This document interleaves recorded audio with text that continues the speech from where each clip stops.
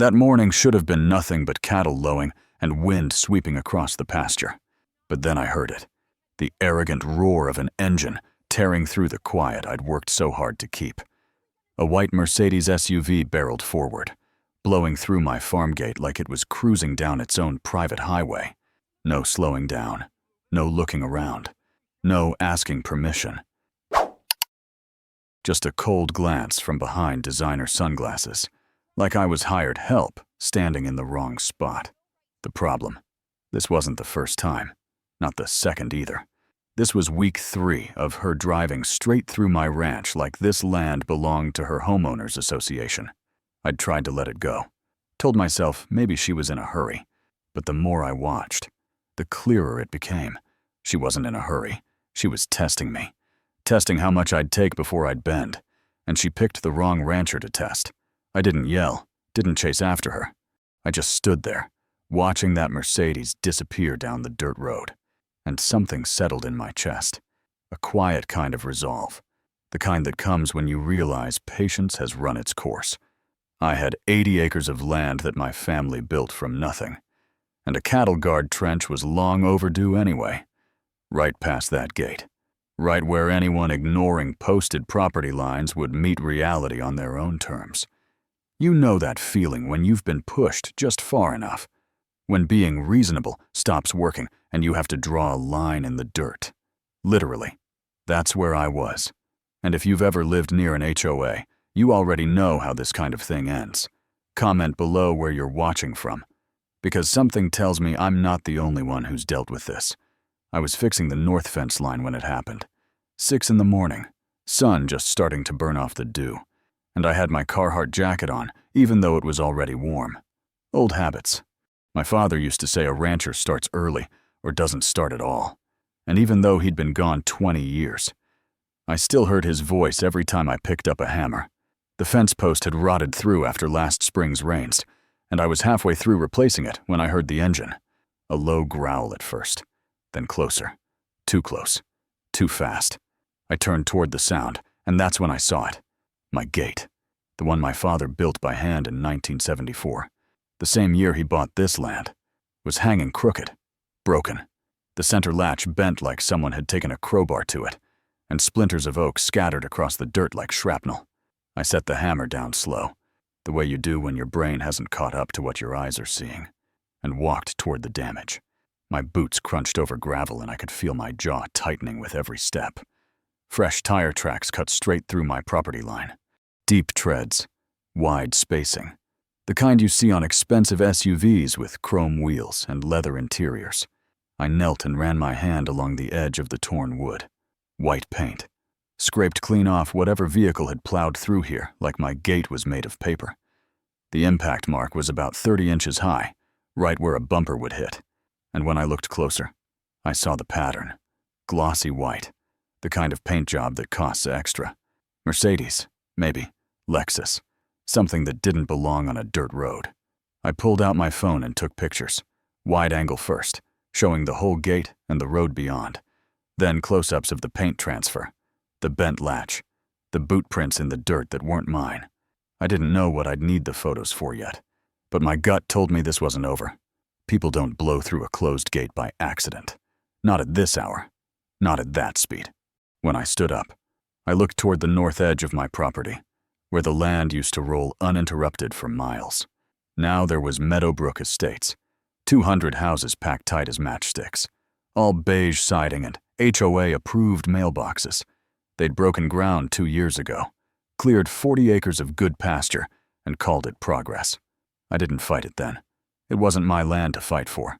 But the developer had tried to claim an easement through my property, said the old dirt road that cut through my ranch was public access. I'd hired a lawyer, spent $3,000 I didn't have, and won. The county records were clear. This was private land, my land, and that road wasn't going anywhere unless I said so. I picked up a piece of the broken gate. It was about a foot long, rough-edged, where it had splintered, and right there in the grain, I saw my father's initials carved in faded ink. J. Gray, 1974. He'd carved those letters the day he finished building the gate, and told me it was important to mark what you made with your own hands. I turned the wood over in my palm, feeling the weight of it, and something settled deep in my chest. Not anger, not yet. Just a cold, clear understanding that whoever did this thought I wouldn't do anything about it. I called the Travis County Sheriff's Office, non-emergency line, told them I had property damage and possible trespassing. The dispatcher sounded bored.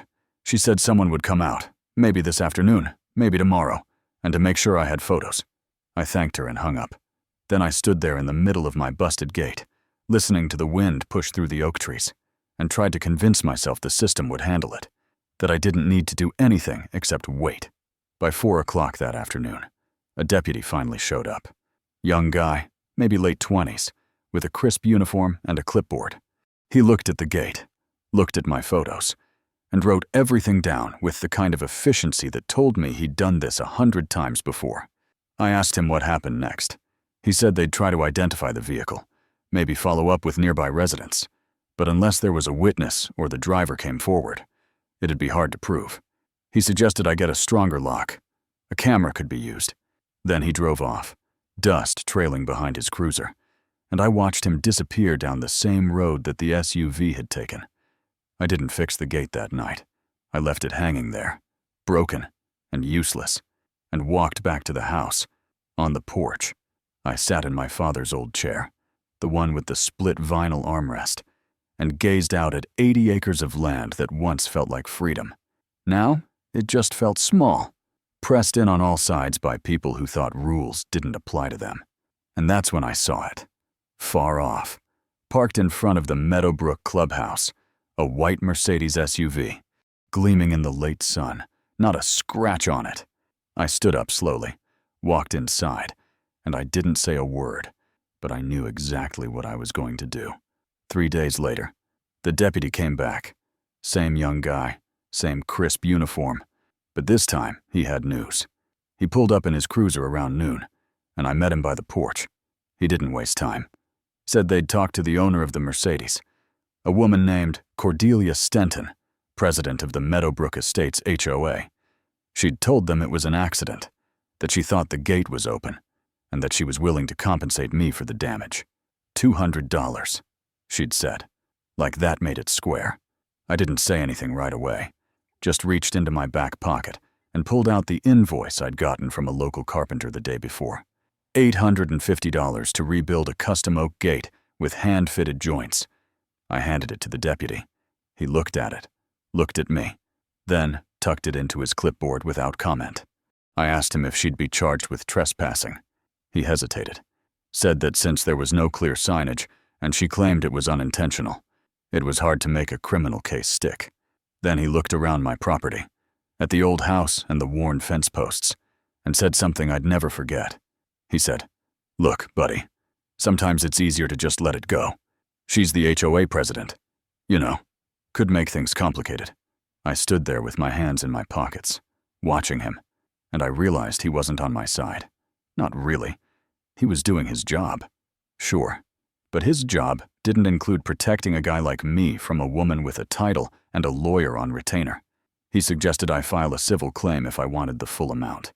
Then he got back in his cruiser and left, and I was alone again with a broken gate and a system that didn't care. That night I couldn't sleep. I kept thinking about what he'd said. Let it go. Like my property didn't matter. Like I didn't matter. I sat on the edge of my bed in the dark and thought about my father, about the way he'd fought a developer back in 2003 over this same kind of thing.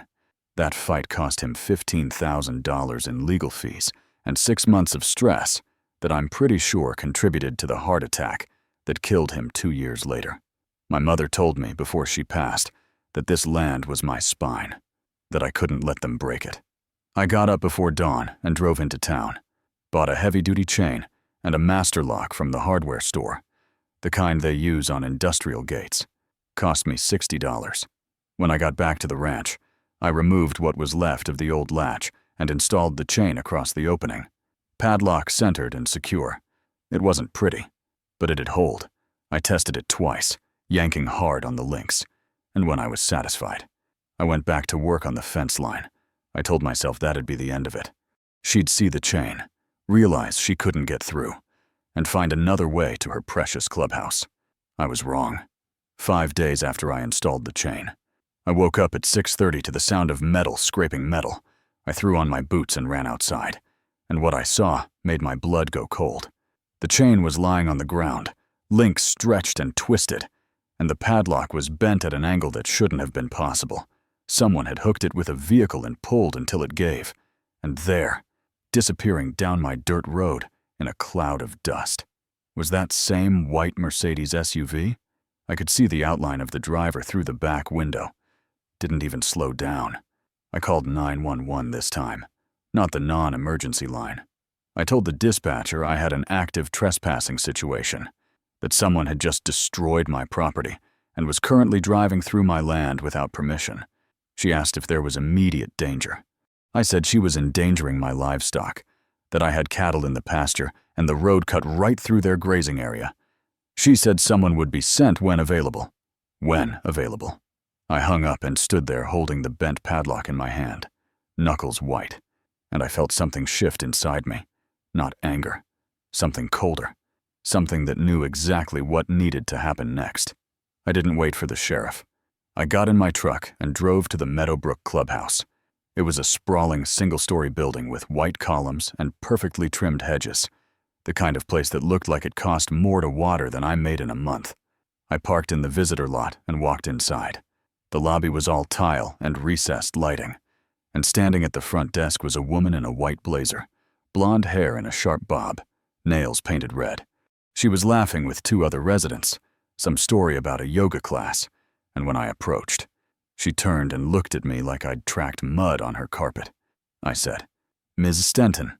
She glanced at my flannel shirt, my work boots, and her smile thinned.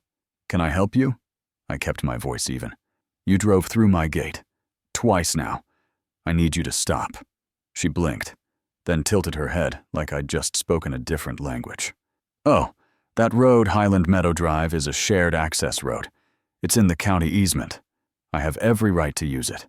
I pulled the folded deed from my jacket pocket. "That's not Highland Meadow. That's my private drive. I have the property deed right here."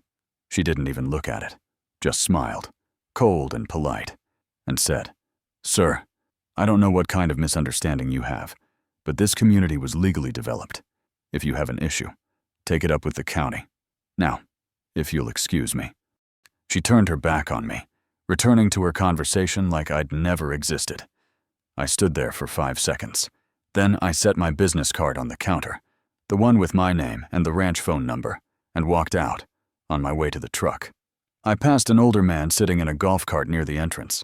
He had a weathered face and a Stetson that had seen better days. He called out to me, "She's been doing that to everyone. Son, thinks she owns the whole damn county." I stopped. "How long?" He shrugged. "Since March. The county won't do anything. HOA's got lawyers." I nodded, got in my truck, and started the engine. And as I pulled out of the parking lot, I glanced in the rearview mirror and saw it. That white Mercedes, pulling onto the road that led back toward my ranch, heading there for a 3rd time. I didn't speed up, didn't chase her. I just drove home slowly, thinking about chains and locks and all the things that wouldn't stop someone who thought the rules didn't apply to them. And somewhere between the clubhouse and my front gate, I started thinking about ditches, deep ones, the kind you use for cattle guards, the kind you can't drive through. That night I sat on the porch with a beer I didn't drink, just held it, let it go warm in my hand while I stared out at the 80 acres my grandfather bought in 1974. He was a veteran, used his VA loan and every dollar he'd saved to buy this land, and he built everything on it with his own hands. The house, the barn, the fences. My father grew up here, and so did I.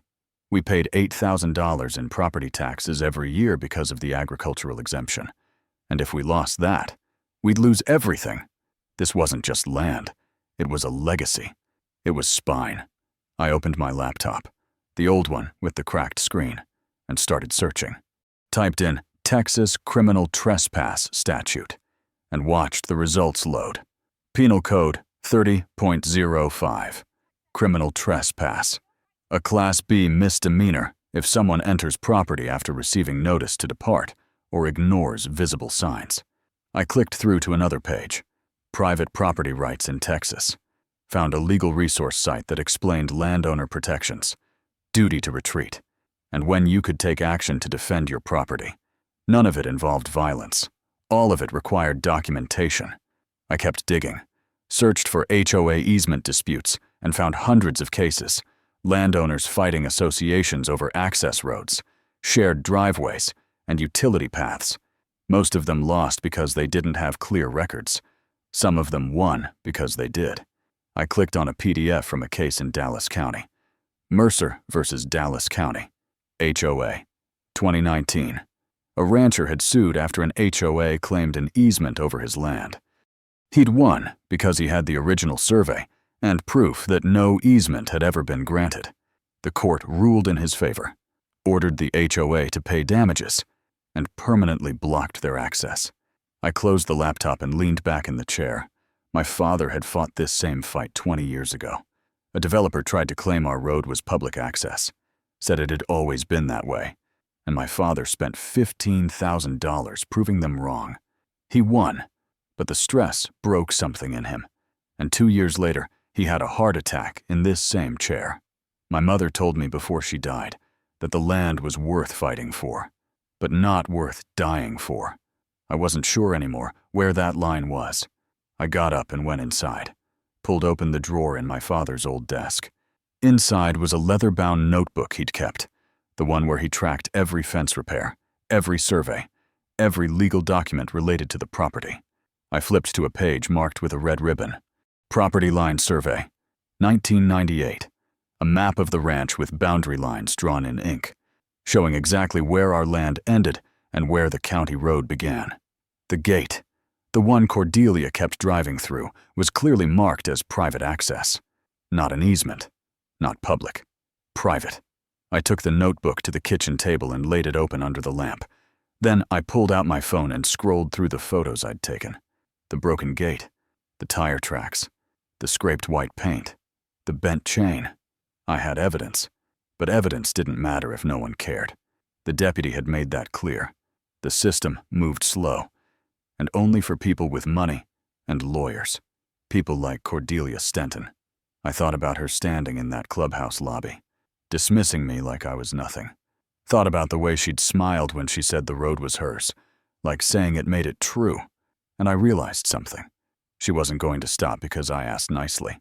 She wasn't going to stop because the sheriff gave her a warning. She was going to stop when stopping was the only option left. I went to bed that night but didn't sleep much. Just lay there in the dark, listening to the wind rattle the window frame, and thinking about my father. About the way he used to say that a man's character isn't what he does when people are watching. It's what he does when he's been pushed past his limit, and no one would blame him for pushing back. He also said that anger makes you stupid, but patience makes you dangerous. The next morning I woke up before dawn, made coffee, and drove into town. First stop was the Travis County Clerk's office downtown. I paid $25 for a certified copy of the property deed from 1974 and a copy of the survey from '98. The clerk, a woman in her 60s with reading glasses on a chain, looked at the documents and said, "You planning to build something?" I shook my head, just making sure I know where my property ends. She smiled. Smart. A lot of folks don't check until it's too late. I thanked her and left. Next stop was the hardware store on the south side of town. I walked the aisles slowly, looking at tools, at bags of concrete mix, at rebar and stakes and orange marking paint. I picked up 2 bags of Portland cement, 12 steel rebar stakes, and a can of spray paint. At the register, the guy asked if I was starting a project. I said, "Finishing one." On the way home, I stopped at a rental yard and put down a deposit on a Bobcat mini excavator, $150 for the day. The guy at the counter asked what I needed it for, and I told him I was putting in a cattle guard. He nodded like that made perfect sense. Around here, it did. When I got back to the ranch, I unloaded everything by the barn and stood there in the afternoon heat, looking toward the gate. Tomorrow morning, Cordelia Stenton was going to drive through my property for the last time. And when she did, she'd learn what happens when you mistake patience for weakness. I woke up at 4:30 in the morning, before the sun had even thought about rising. made a pot of coffee strong enough to strip paint, and sat at the kitchen table with my father's survey notebook, the county deed, and a yellow legal pad. I wasn't rushing this. Rushing led to mistakes, and mistakes led to lawsuits. What I was about to do needed to be airtight, legal, and impossible to argue with. I drew a rough sketch of the gate area, marked the property line according to the survey, and measured twice on paper before I measured once in dirt. By 5:30, I was outside with a measuring tape, stakes, and that can of orange marking paint. The air was cool, almost cold, and the sky was just starting to turn gray at the edges. I walked the property line from the survey map, counting steps, checking angles, making sure I knew exactly where my land ended and where the county road began. 15 feet. That's how much space sat between my fence line and the edge of Highland Meadow Drive. Plenty of room, plenty of legal standing. I spray painted a line across the dirt road, bright orange, exactly where the survey said my property began. Then I painted another line 8 feet past it. That was the width I needed. A standard cattle guard ran about 8 to 10 feet across, wide enough that livestock wouldn't try to jump it and vehicles couldn't go around. I stepped back and looked at the markings. Clean, precise, legal. This wasn't a trap. It was infrastructure. The kind ranchers had been using in Texas for 100 years. I went back to the barn and grabbed the rebar stakes, a sledgehammer, and a roll of string. Drove the stakes into the ground at each corner of the marked area and ran string between them to create a border, 12 feet long, 8 feet wide. When I was done, I stood back and checked the alignment one more time. The trench would sit just past my gate, right on my side of the property line, and anyone driving through without permission would meet it head-on. Not because I'd tricked them, because they'd ignored every warning. At 6:15, my neighbor Larry pulled up in his beat-up golf cart. He was 70 years old, had a ranch twice the size of mine, and he'd been dealing with Meadowbrook's nonsense since they broke ground. He climbed out slow, sipping coffee from a travel mug, and looked at my setup without saying a word. Then he grinned. "Cattle guard, huh?" I nodded. "Long overdue." He walked the perimeter, hands in his pockets, and whistled low. "She comes through here at 7:15 most mornings, like clockwork." "I know. You documenting this?" I held up my phone. "Every step." Larry looked at me for a long moment, then nodded. "Good, because when this goes sideways, and it will, you're gonna need proof you did everything by the book." He paused. "You want help?" I shook my head. "Appreciate it, but this one's mine." He clapped me on the shoulder and climbed back into his golf cart. "I'll be watching from my place. Got a clear view from the ridge." He drove off, and I turned back to the work. At 6:45, the Bobcat arrived. I'd picked it up from the rental yard the night before, and it sat in the barn waiting. I fired it up, the diesel engine coughing to life, and drove it to the marked area. The controls were simple: lever for the bucket, pedals for movement, and a whole lot of patience. I lowered the bucket to the dirt and started digging. The first scoop came up easy, soft topsoil the color of rust. The second hit clay, dense and red, and the machine strained against it. I worked slow, methodically, piling the dirt on the side of the trench, 4 feet deep. That's what I needed. Deep enough that a vehicle's front wheels would drop and the undercarriage would catch, but not so deep it'd cause serious injury.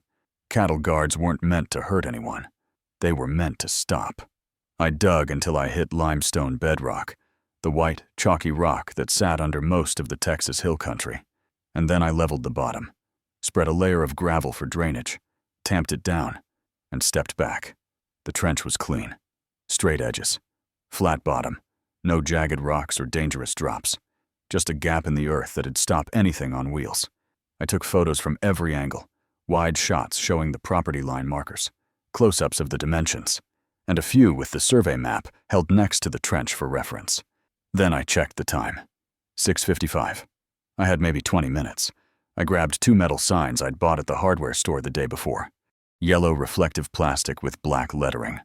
The first one read, "Private property, no trespassing. Texas Penal Code 30.05. The second read, "Cattle guard ahead. Proceed at your own risk." I drove stakes into the ground on either side of the trench and bolted the signs in place. They were visible from 100 feet away, impossible to miss unless you weren't looking. I walked back to the barn and set up 3 trail cameras, the kind hunters use, one on a fence post angled toward the trench, one on the gate itself, and one on the oak tree 20 feet back for a wide shot. I tested each one, made sure the motion sensors worked, and synced them to an app on my phone. Then I grabbed a GoPro I'd borrowed from Larry's grandson, mounted it to a post with a clear view of the road, and turned on the live stream function. If this was going to happen, it needed to be recorded. Every second, every angle. By 7:10, I was standing on my porch with a cup of coffee, watching the road. My heart wasn't racing. My hands weren't shaking. I just felt calm. The kind of calm that comes when you've done everything right, and all that's left is to wait. Larry had texted me 5 minutes earlier. "I'm watching. Good luck." I didn't need luck. I needed her to do exactly what she'd been doing for 3 weeks. Drive through my property like she owned it. Ignore the signs. Ignore the law. Ignore me. At 7:12 I heard it. The low rumble of a V6 engine. I didn't move. Just sipped my coffee and watched the rise in the road where Highland Meadow Drive crested the hill. A few seconds later, the white Mercedes SUV appeared, sunlight glinting off the chrome grille. It didn't slow at the turn, didn't hesitate, just aimed straight for my gate like it had done a dozen times before. I set my coffee down and pulled out my phone, opened the camera app, hit record, and I watched as Cordelia Stenton, president of the Meadowbrook Estates Homeowners Association, drove toward a lesson she'd never forget. The signs were right there, bright yellow, reflective, clear as day. She glanced at them. I could see her head turn, but she didn't brake, didn't slow, just kept coming. 30 miles an hour on a dirt road, and I realized in that moment she thought this was another bluff, another scare tactic, something I'd put up to make her think twice but wouldn't actually follow through on. She thought wrong. 7:13 a.m. The Mercedes was 50 feet from the trench. 40. 30! I could see Cordelia behind the wheel now. Phone pressed to her ear, one hand steering, a Starbucks cup in the center console. She wasn't looking at the road. She was talking, gesturing with her free hand, totally confident in the route she'd taken a dozen times before. 20 feet. I stopped breathing. 15 feet. My thumb hovered over the record button on my phone, but I didn't need to press it. The cameras were already rolling. 10 feet. She saw the signs. I watched her eyes flick toward the yellow reflective plastic, watched her brow furrow just slightly. But she didn't brake, didn't even tap the pedal, just kept rolling forward like the signs were suggestions, like the bright orange spray paint on the ground was decoration. 5 feet. Her front bumper crossed the line I'd marked. 3 feet. And then the world shifted. The front tires hit the edge of the trench and dropped. Not gradually, not with a gentle slope. Just gone. 1 second the Mercedes was moving forward, and the next, the nose pitched down hard. The sound of metal scraping gravel louder than I expected. The airbags didn't deploy because the speed was too low, but Cordelia lurched forward against the seatbelt, her phone flying out of her hand and bouncing off the dashboard. The Starbucks cup launched upward, lid popping off, and coffee arced through the interior like a slow-motion fountain, splattering the windshield, the headrest, her white blazer. The rear wheels were still on solid ground, spinning uselessly, the engine revving high and angry as the transmission tried to find traction that wasn't there. Smoke curled up from the undercarriage where metal met stone, and the whole vehicle shuddered, suspended at a 30-degree angle with the front end buried and the back end pointing at the sky like a breaching whale. Then the engine cut out. Sudden silence, just the hiss of the radiator and the faint ticking of hot metal cooling. I didn't move, didn't run over, didn't shout. I just stood there on my porch, phone in hand, recording, and waited. 10 seconds passed. 20. Then the driver's door opened, scraping against the dirt because of the angle, and Cordelia climbed out. Her hair was messed up, the neat bob now hanging in uneven strands across her face. Her blazer had a long brown stain down the front, coffee still dripping from the sleeve, and her expression was pure shock, not angry yet, just disbelief. She stood next to her car, one hand on the doorframe to steady herself, and looked down into the trench, then up at the signs, then back at the trench. Her mouth opened, but nothing came out. She turned slowly, scanning the area like she was trying to understand how this had happened, how the road she'd used every day for 3 weeks had just disappeared. And then her eyes found me, standing on the porch, 30 feet away, watching. Her face changed. Shock drained away, and something else took its place. Rage, the kind that turns your face red and makes your hands shake. She took 2 steps toward me, wobbling slightly in her heels on the uneven ground, and pointed one shaking finger in my direction. "You did this." Her voice cracked on the last word, high and shrill. "You did this on purpose. This is assault. This is attempted murder." I didn't respond, just kept the phone steady, recording, letting her words hang in the air. She took another step closer, nearly tripping over a rock, and I could see tears starting to form in the corners of her eyes. Not sad tears, angry ones, the kind that comes when someone realizes they've made a mistake they can't take back. "I'm calling the police." She fumbled in her pocket for her phone, pulled it out, and her hands were shaking so badly she nearly dropped it. "You're going to jail for this. Do you hear me, jail?" I finally spoke, my voice calm and level. "Ma'am, that's a cattle guard. It's legal on my property. The signs are posted. You were trespassing." She froze, phone halfway to her ear, and stared at me like I'd just spoken in a foreign language. "Trespassing. This is a shared road. This is county access." I reached into my jacket pocket and pulled out the folded property deed, held it up so she could see it, even from 30 feet away. "This is my private drive. Has been since 1974. There's no easement, no county access, just my land. And you've been driving through it without permission for 3 weeks. Her face went pale, not just white, gray, the color of someone realizing they've been wrong, completely and publicly wrong. And there's no way to undo it. She looked at the deed in my hand, then back at her car, buried nose first in the trench, and I watched the fight drain out of her. Her shoulders sagged, the phone lowered, and for just a moment, she looked small, vulnerable, human.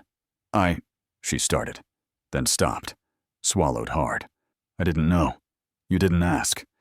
She stood there, coffee-stained and disheveled, next to a $60,000 SUV that was going to need a tow truck and probably a few thousand in repairs. And I could see her trying to figure out what to do next. Her mouth opened and closed twice before she finally managed to speak again, quieter this time. Can I use your phone?" I looked at her for a long moment. Then I walked down the porch steps, crossed the distance between us, and held out my phone. She took it with both hands, like she was afraid she'd drop it, and dialed. I stepped back and waited. I could hear the ringing through the speaker. Then a voice. She turned away from me slightly, speaking in a low, urgent tone. "I need a tow truck and a lawyer. No, I'm fine. There's been an accident." While she talked, I glanced toward the ridge where Larry's property overlooked mine. I couldn't see him, but I knew he was there, watching, recording, and I knew that by now. The footage was already spreading. Larry had a public social media account, and he loved a good story. This was more than good. This was legendary. Cordelia handed my phone back without looking at me. "They said 45 minutes. I nodded. "You can wait in the shade if you want. Porch has a bench." She looked at me like I'd just offered her a snake. "I'll wait by my car." "Suit yourself." I turned and walked back to the porch, sat down in my father's chair, and picked up my coffee. It was cold now, but I drank it anyway. From where I sat, I could see Cordelia standing next to the Mercedes, arms wrapped around herself despite the heat, staring at the trench like she could will it to disappear. Her phone buzzed. Once, twice, 3 times. She pulled it out, looked at the screen, and I saw her face go even paler. She started scrolling, faster and faster. And then she looked up at me with something close to horror in her eyes. I knew what she was seeing. The comments, the shares. The video Larry had already posted was going viral in local groups. The headline someone had probably already written. HOA president learns property rights the hard way. Or maybe Karen meets cattle guard. The internet didn't forgive. It didn't forget. And it loved a good downfall. She opened her mouth like she wanted to say something. Maybe apologize. maybe threaten me again. But nothing came out. She just stood there, phone in hand, watching her reputation crumble in real time. And I sat on my porch, sipping cold coffee, thinking about my father and the gate he'd built by hand 50 years ago, thinking about the words my mother had said before she died. This land is your spine. I hadn't bent. I hadn't broken. And when the tow truck finally arrived an hour later, and they winched that white Mercedes out of the trench with chains and a hydraulic lift, I stayed right where I was, watching, recording, making sure every second was documented. Because this wasn't about revenge. It was about boundaries. And some people only learn where the line is when they cross it and can't go back. Cordelia didn't look at me when she climbed into the tow truck's cab, didn't wave, didn't say a word, just sat there with her coffee-stained blazer and her ruined hair, staring straight ahead as they pulled away. And when the dust settled and the road was empty again, I finally let myself smile. Not big, not triumphant, just the smallest curve at the corner of my mouth, because I knew this was just the beginning. By noon, my phone wouldn't stop buzzing. Text messages from numbers I didn't recognize, emails from local news stations, a voicemail from someone claiming to be a producer for a regional morning show. I ignored all of it and focused on filling in the trench. The cattle guard had served its purpose, but I didn't need it anymore. What I needed was documentation that I'd acted responsibly, that I'd removed the hazard once the point was made. I spent 2 hours with a shovel, moving dirt back into the hole, tamping it down. And by 2 in the afternoon, the road looked almost normal again. Almost. Larry called around 3. "Have you seen the video?" "Which one?" He laughed.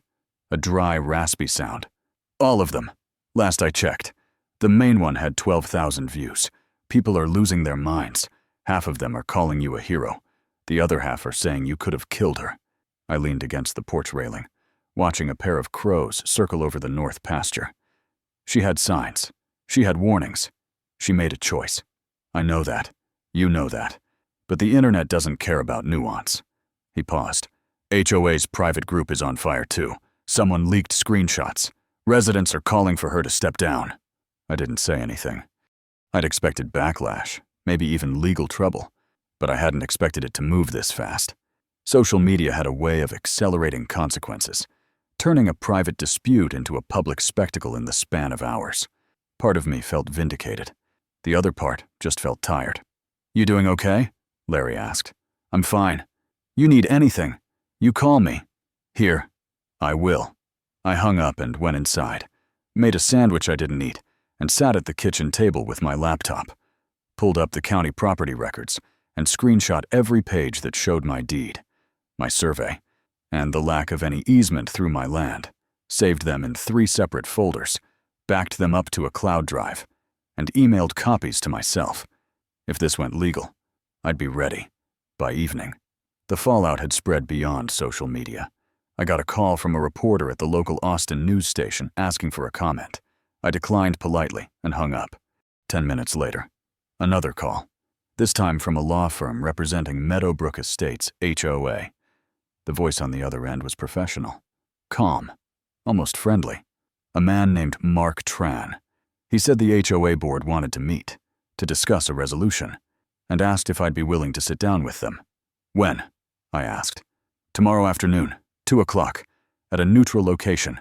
There's a coffee shop on 6th Street, near the courthouse. Do you know it?" "I know it." "Good. We'll see you then. Mr. Gray." He paused. "And just so you're aware, Ms. Stenton will not be present." I hung up and sat there in the dim light of the kitchen, listening to the cicadas outside.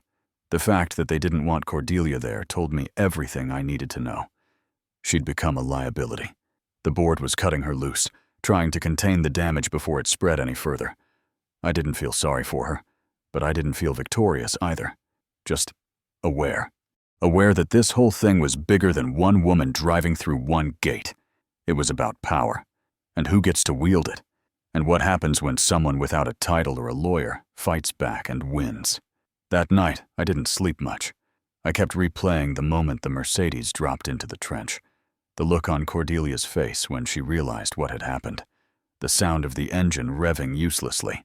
The coffee was spraying across the windshield. It should have felt satisfying, It should have felt like justice, but all I felt was the weight of what came next. The meetings, the lawyers, the possibility that even though I was right, I might still lose because the system didn't care about right. It cared about money and influence and who could afford to fight the longest. The next morning, I drove into Austin. The coffee shop was a small place with mismatched furniture and local art on the walls, the kind of spot that tried hard to be quirky. I arrived 15 minutes early, ordered a black coffee, and sat at a corner table where I could see the door. At exactly 2 o'clock, 3 people walked in.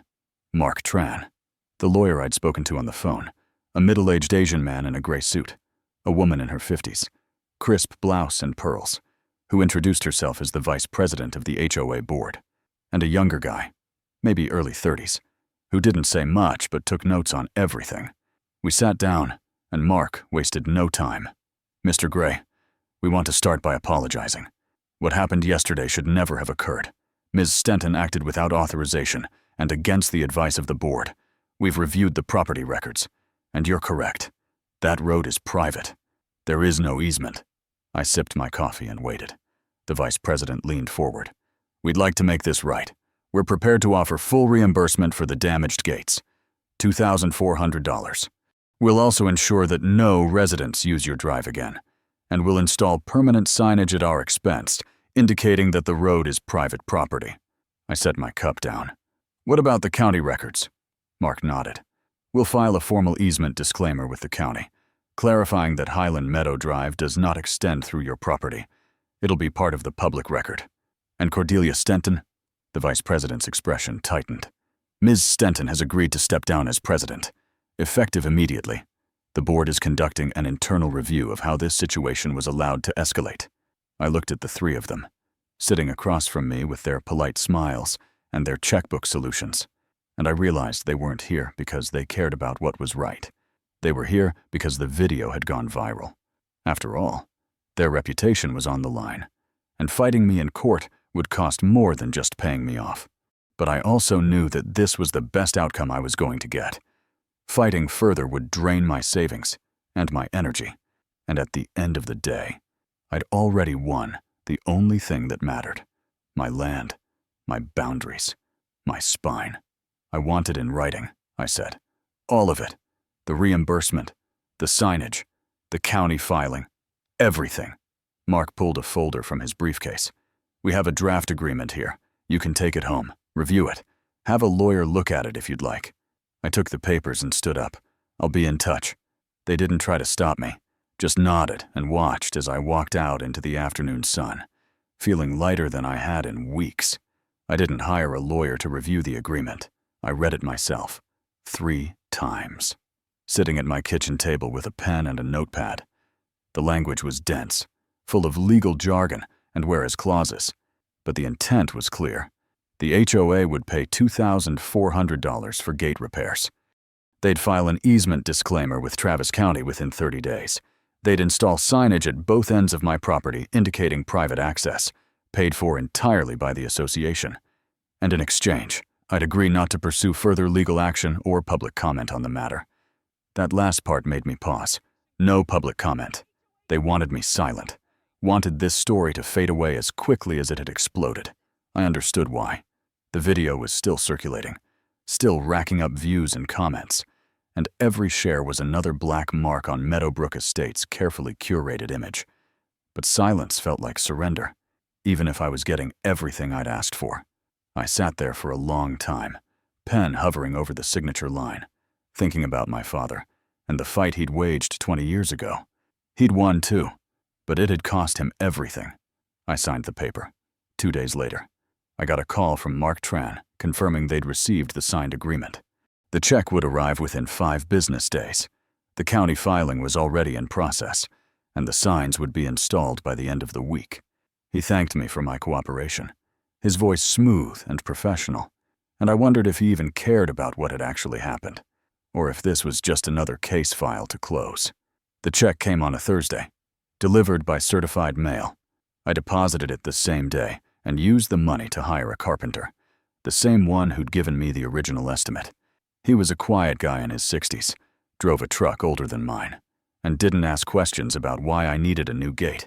Just measured, sketched, and got to work. 3 days later, I had a gate that looked almost identical to the one my father built.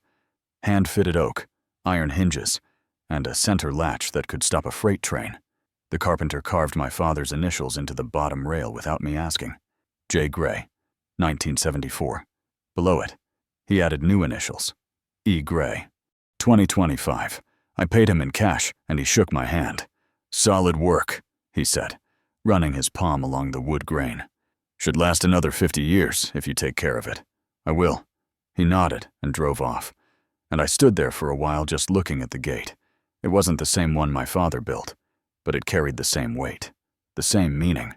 And when I closed it and tested the latch, it held firm. The signs went up the following Monday, 2 of them, just like the agreement specified.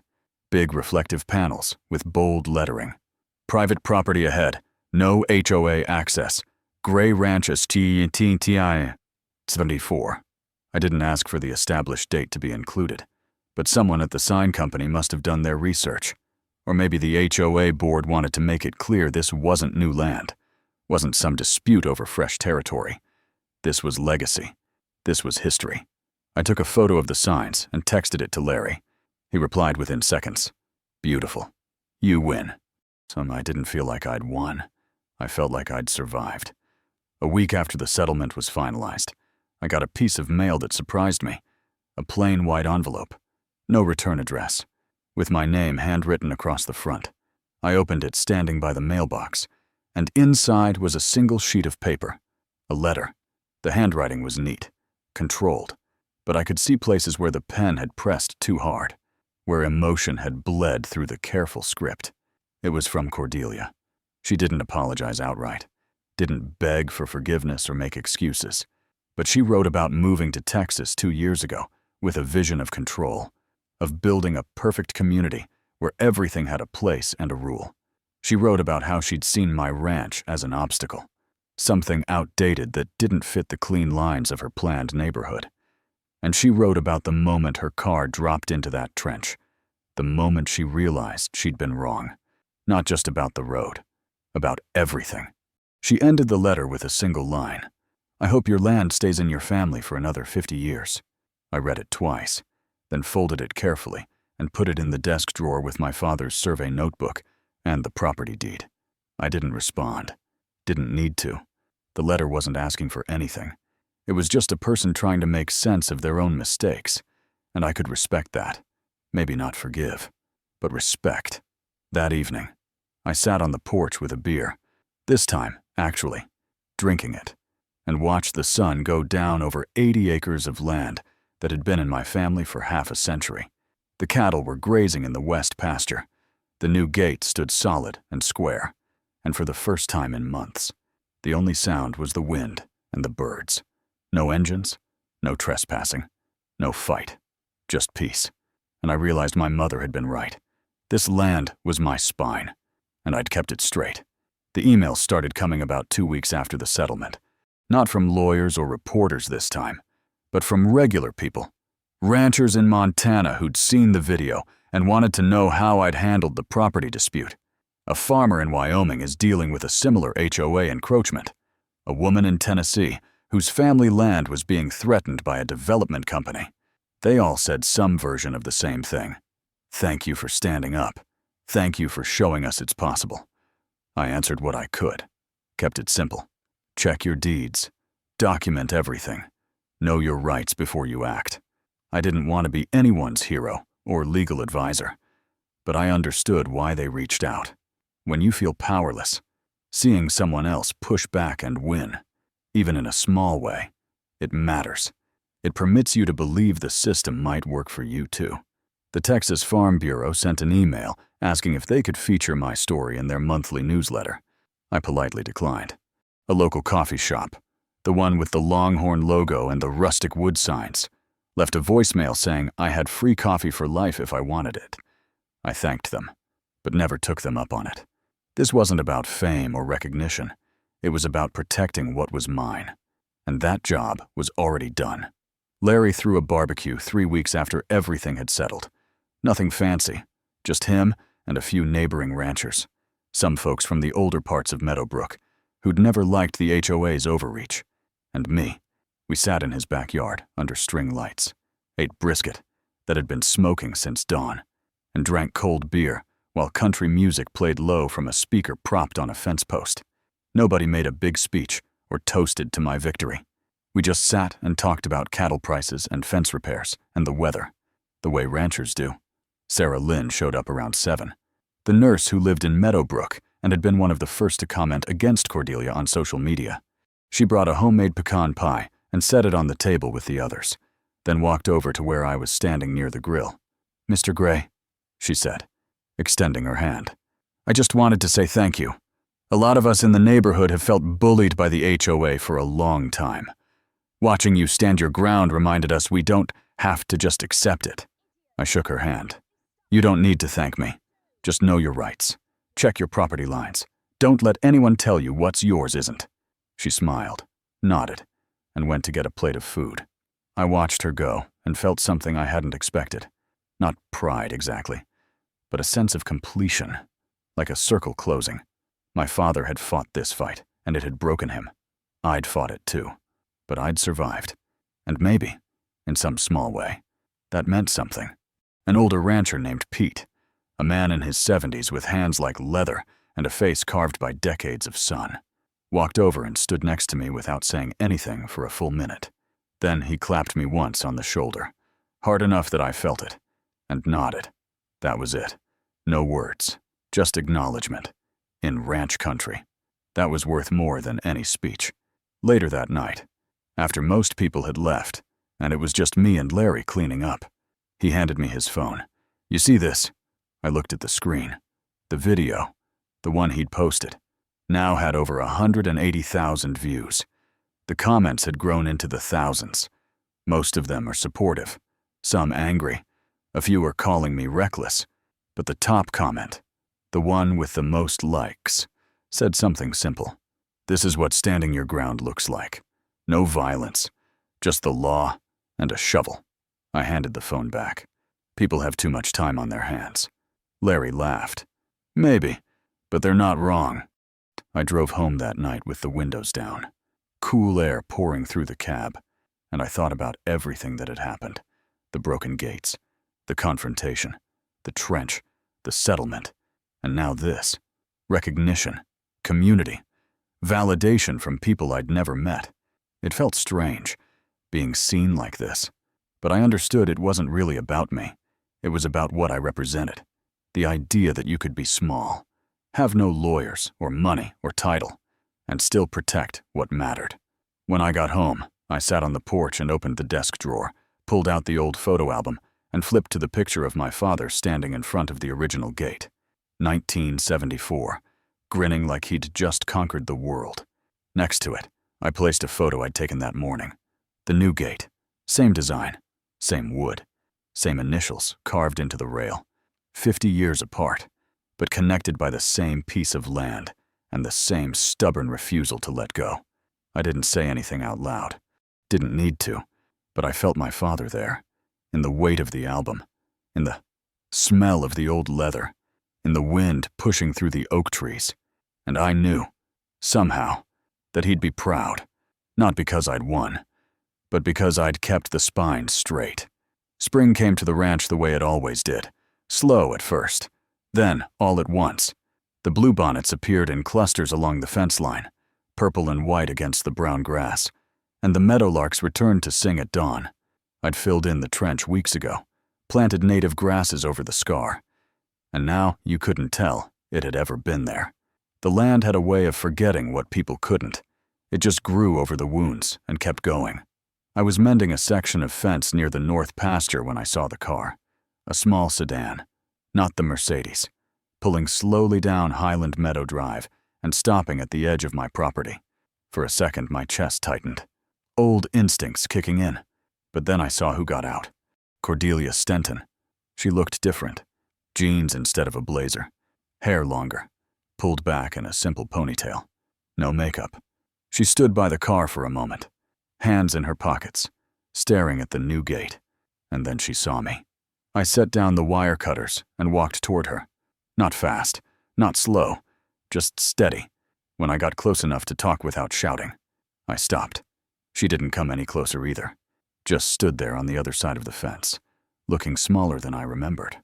"Mr. Gray," she said, her voice quiet. "Ms. Stenton." She glanced down at her hands, then back up at me. "I'm leaving, moving back east in a few days. I just wanted to see the place one more time before I go." I didn't say anything, just waited. "I got your gate," she said, nodding toward it. "It's beautiful. Looks like it's been there forever. 50 years is the first time. 50 more if I take care of it." She smiled, but it didn't reach her eyes. "I read about your family, about how long you've had this land. I didn't know, or I didn't care to know. I'm not sure which is worse." I leaned against the fence post, arms crossed. "Probably both." She nodded, accepting that. I thought I was building something good, a community, a place where everything worked the way it was supposed to. But I got so caught up in the rules, in the control. I forgot that people were already here, that they had history, that just because something didn't fit my vision didn't mean it was wrong. "No," I said. "It just meant it wasn't yours." She looked at me for a long moment, and I saw something in her face I hadn't seen before. Not anger or defensiveness, just regret. The kind that sits heavy because you know you can't undo it. "I'm sorry," she said. "For all of it. For not listening. For thinking I had the right." I took a breath, let it out slow. "I got your letter." I meant every word. We stood there in the quiet, the wind moving through the grass. And I realized this was what closure looked like. Not dramatic, not satisfying in the way movies made it seem. Just two people acknowledging what happened and deciding it was enough. I wasn't going to forgive her, not completely, but I didn't need to carry the anger anymore either.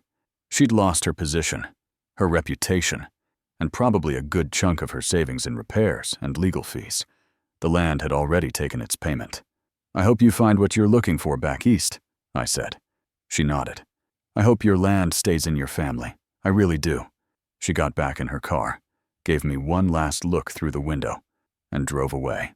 I watched until she turned onto the main road and disappeared, and then I went back to the fence, picked up the wire cutters and finished the section I'd been working on, pulling the wire tight and twisting it into place.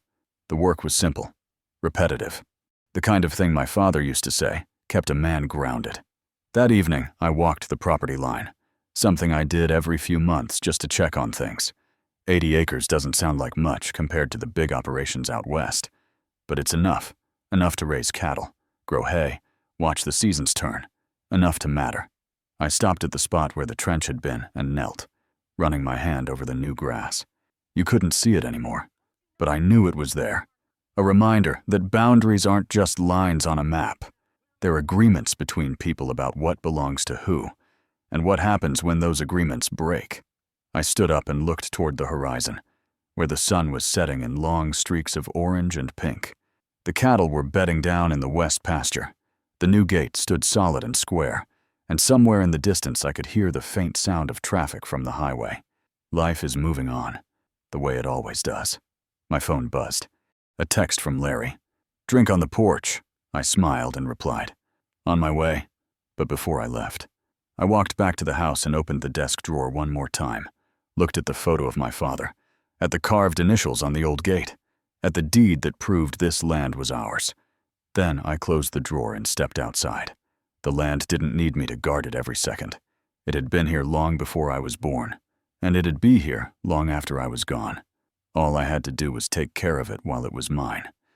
Keep the fences strong, keep the boundaries clear, keep the spine straight. I locked the door behind me, climbed into my truck, and drove toward Larry's place, leaving the ranch quiet and still in the fading light. The land didn't remember conflict. It only remembered who took care of it. And that, I figured, was enough. Sometimes the best justice isn't loud. It's patient. It's knowing your rights and standing firm when everyone expects you to bend.